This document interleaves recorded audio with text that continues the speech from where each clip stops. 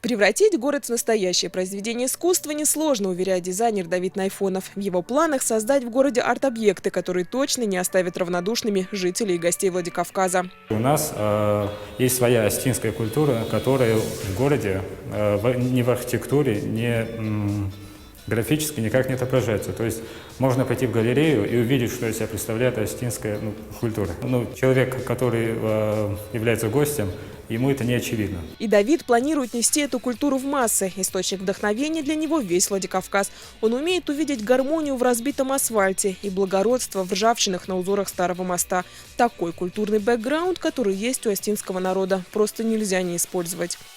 Своим проектом я хочу ворваться в город, в пространство серых монолитов, того же холодного бетона, буквально прикоснуться к нему и внести нечто прекрасное на эту поверхность.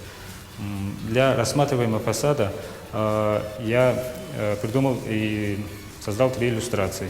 Например, изображение девушки. Речь идет о собирательном образе персонажа-героя из светской жизни, изображенные в незамысловатой и понятной манере с использованием элементов национального орнамента. Так, серые многоэтажки на въезде в город могут стать его визитной карточкой. Фасад украсит героя остинского эпоса в современном исполнении.